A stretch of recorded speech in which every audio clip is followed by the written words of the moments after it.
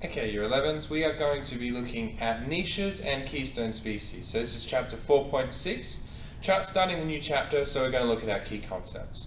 Firstly, we need to be able to describe a population's niche. So you actually need to be able to state and then give a description of a particular set of characteristics that are found, or that the particular population are going to occupy. We'll define a niche later on. Explain how the niche reduces interspecific competition in a community. This is using graphs whenever necessary. We'll talk about interspecific competition in a moment. Discuss the differences between fundamental and realized niche. Describe the importance of keystone species for stability, and then lastly explain how human behavior can affect these keystone species and therefore the ecosystem. For those of you doing the sheet task on the digging mammals, that's going to be a little bit more obvious for you already potentially. Alright, so on to our first section about niches. So communities are typically composed of a large number of populations. So we've got a diverse range of different types of species. The populations will interact in unique ways, and we've talked about interactions between a population. These are competitive, predatory or predator-prey relationships, and symbiotic are our three that we've considered. A niche is typically described as the habitat and the functions or roles that a particular population plays in the ecosystem. We can represent a niche simply using a bell curve graph, and this is particularly useful when two populations have some overlap in their niche. In a moment we're going to look up on the screen about where some differences between a fundamental and a realized niche exist, and hopefully this will explain a little bit more about that.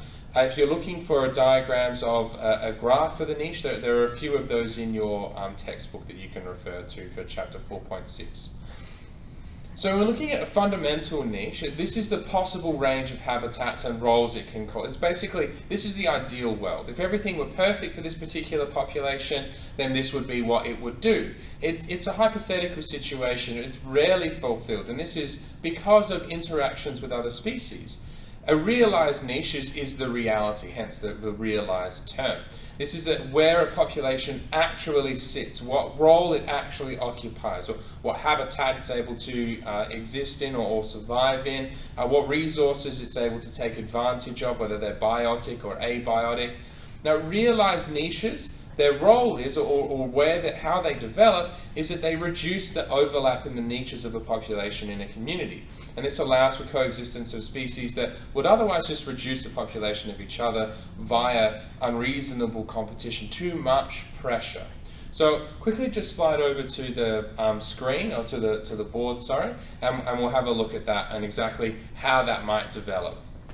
On the board we have a fundamental versus realized niche. Now this is not for a particular animal. I considered as I was writing this that this would be for a bird species, but I don't know what population. I have just made it up. But on your left we have the fundamental. What is possible? What's the possible niche for this community, or niche, sorry, for this community, for this population? So this bird population could eat grass, it could eat leaves from the trees, and it could also eat fruit, if this were a fundamental niche. It could also live in both grasses, shrubs, and tree limbs, so it could make its home there, and its habitat range could be from Adelaide to Melbourne. So this is the fundamental niche, where it could possibly sit, what roles it could possibly fulfill. But obviously this is not reasonable, this is purely theoretical. So we look at our realized niche. Only eats fruit because they're a competition from other species. So that first level of interaction, our competitive interaction there. It's only able to eat fruit because other organisms are eating the leaves from trees. They're eating grasses, but fruit is reasonably untouched. So it's minimized that competition by only focusing on one particular food. This is a behavioral adaptation really, and eventually it might become structural if natural selection takes it down that path. We're making nests in shrubs, and this is because the thorns provide protection, not protection, as I misspelled there, but protection. So this is a type of symbiotic relationship, and we could potentially, if we investigated further, work out whether it was mutualistic or whether it was commensal symbiosis there. But the thorns are providing protection for the bird species.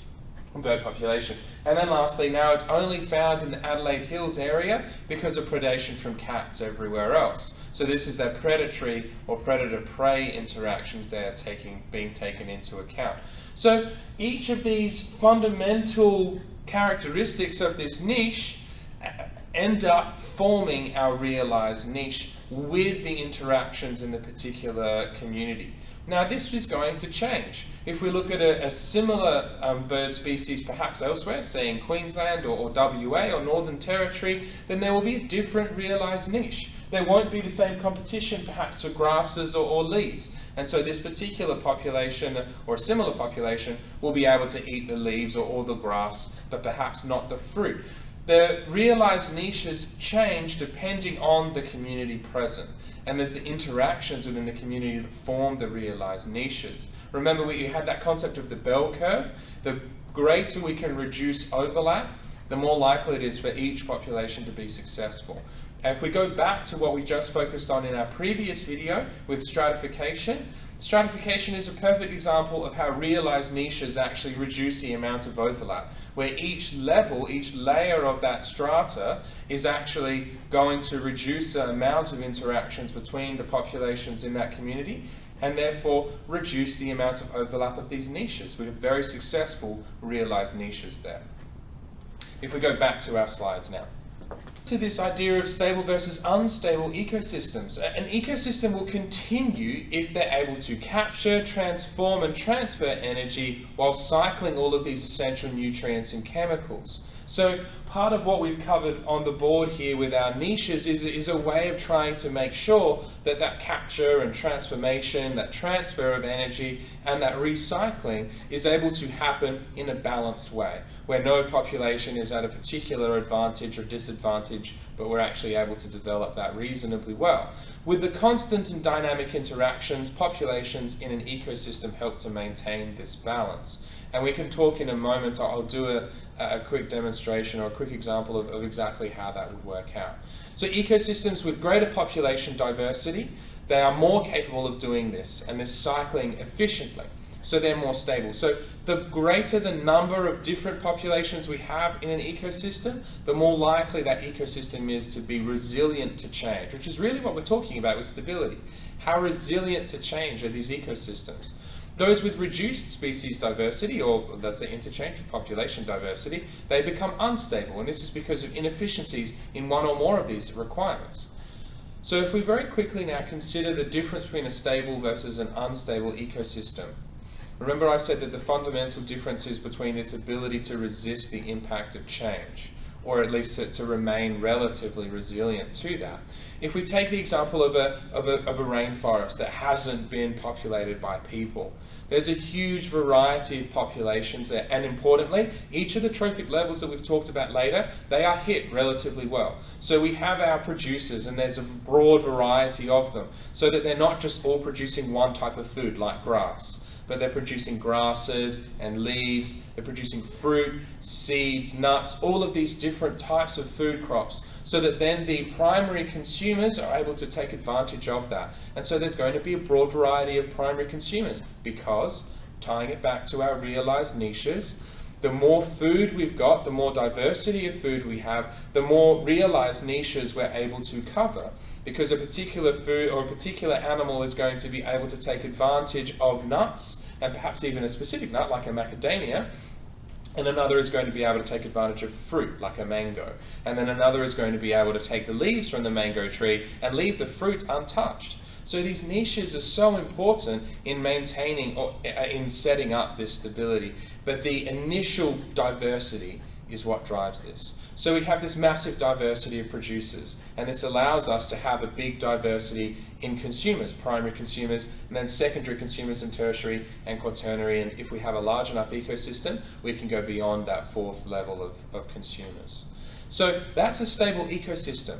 Lots of producers, or lots of different types of producers, therefore lots of different types of primary consumers, which means we can have lots of secondary and tertiary and quaternary consumers, because each of them are going to specialize to reduce the amount of overlap that they have with those different niches.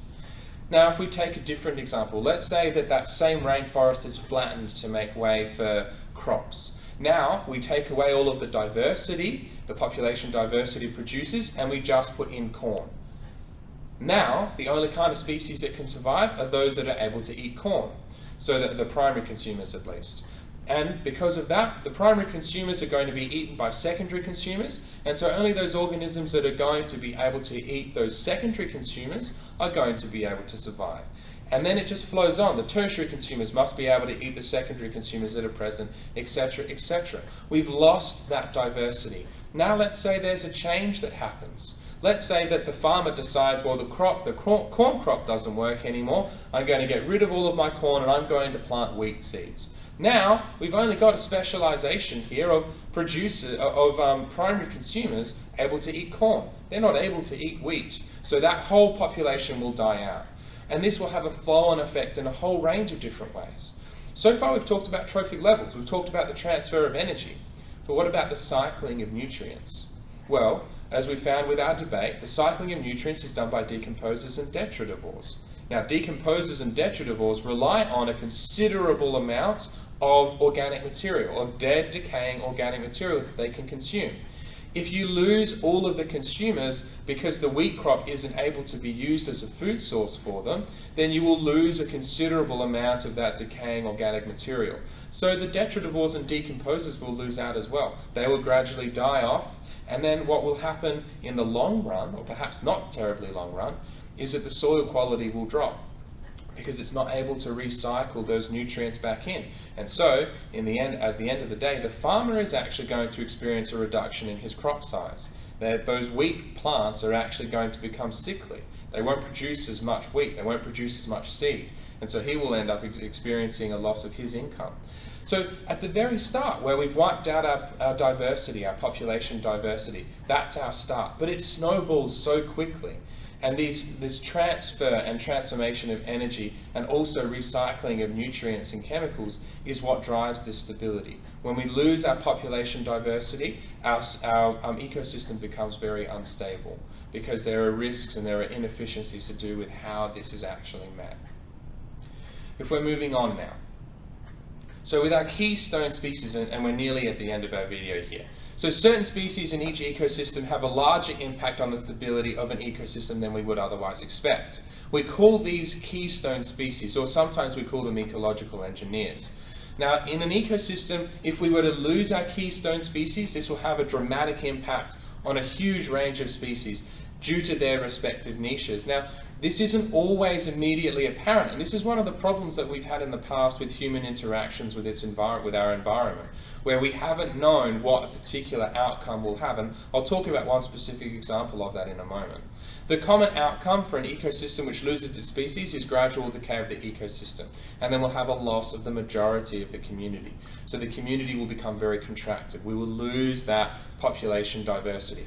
And as I just described in the previous slide, when we lose our population diversity, we're going to end up with a very real risk of a complete destruction of the ecosystem.